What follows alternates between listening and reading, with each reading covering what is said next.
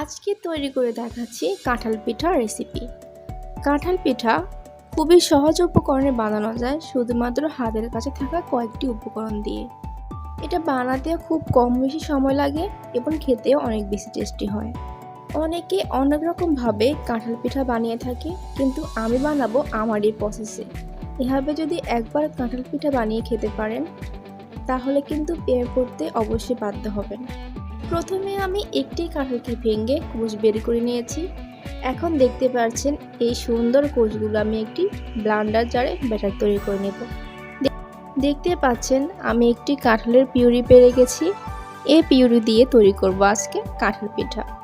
তো চলুন কথা না বাড়িয়ে চলে যাচ্ছি মূল রেসিপিতে। প্রথমে আমরা এই পিউরিটি দিয়ে দিব 3 টেবিল চামচ পরিমাণ গুঁড়ো দুধ। এ পর্যায়ে দিয়ে দিচ্ছি মিষ্টিটাকে ব্যালেন্স করার জন্য পরিমাণ মতো লবণ। এ পর্যায়ে দিয়ে দিচ্ছি চিনি। যেহেতু আমার কাঁঠালটি অনেক বেশি মিষ্টি, সেজন্য আমি বেশি চিনি ইউজ করব না, মাত্র গনে গনে 3 টেবিল চামচ পরিমাণ চিনি এখানে ইউজ করছি। আপনারা চাইলে মিষ্টি কম বেশি দিতে পারেন। এ পর্যায়ে একটি খুন্তির সাহায্যে ভালো মতো নেড়ে নিচ্ছি। এ পর্যায়ে লাগছে আটা। আপনারা চাইলে ময়দা ইউজ করতে পারেন, সমস্যা নেই। এখানে আমি 2 কাপ পরিমাণ ময়দা বা আটা ইউজ করব। প্রথমত 1 কাপ পরিমাণ ময়দা দিয়ে আমি এখন হাতের সাহায্যে খুব ভালো মতো এটাকে মিশিয়ে নিচ্ছি। আমার কাছে মনে হয়েছে হাতে মাখলে খুব বেশি ভালো হবে, তাই খুন্তিটা রেখে দিলাম। এ পর্যায়ে আমরা এখানে আরেক কাপ আটা ইউজ করব। এখন আবারও হাতের সাহায্যে খুব ভালো মতো মিক্স করে নিচ্ছি। এই তো দেখতে পাচ্ছেন ব্যাটারটা একদমই রেডি হয়ে গেছে। দেখতে পাচ্ছেন ব্যাটারের টেক্সচারটা কোন পর্যায়ে এসেছে। এ পর্যায়ে আমি প্যানে তেল গরম করতে দিয়েছি। তেলটা গরম হয়ে আসলে তো এভাবে হাতের মাঝে মিশ্রণটা দিয়ে একটু চাপ দিলেই খুব সুন্দরভাবে পিঠাটা গোলভাবে শেপ হয়ে যাবে। দেখতে পাচ্ছেন আমি কীভাবে হাতের সাহায্যে একটু চেপে চেপে পিঠাগুলো দিয়ে দিচ্ছি। এভাবে দিলে পিঠার টেক্সচারটা অনেক বেশি ভালো আসে। তো এইভাবে আমি সবগুলো পিঠা বানিয়ে নিচ্ছি।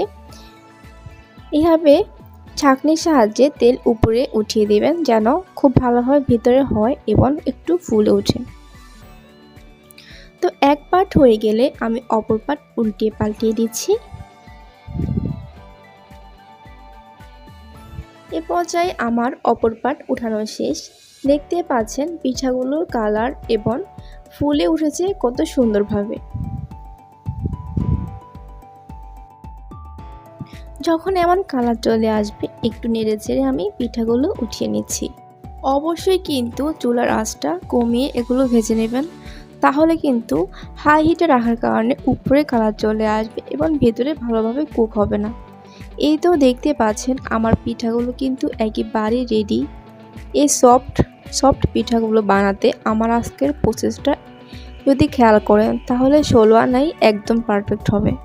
বানানোর প্রসেসটা দেখলে বুঝতে পারবেন পিঠাগুলো শুধু খেতে মজার না, একদম বানাতে খুবই কম সময় লেগেছে। একটু ভেঙে দেখাচ্ছি ভিতরে কেমন হয়েছে। এই তো দেখতে পাচ্ছেন ভিতরের টেক্সচারটা কতটা পারফেক্ট হয়েছে। এভাবে বানালে আপনাদের পিঠাও কিন্তু এমনই পারফেক্ট হবে। যদি ভিডিওটি ভালো লেগে থাকে দর্শক, তাহলে অবশ্যই লাইক এবং কমেন্ট শেয়ার করতে ভুলবেন না। ভালো লেগে থাকলে অবশ্যই চ্যানেলটি সাবস্ক্রাইব করে আমাদের পাশে থাকবেন। সবাই ভালো থাকবেন, সুস্থ থাকবেন। আল্লাহ হাফেজ।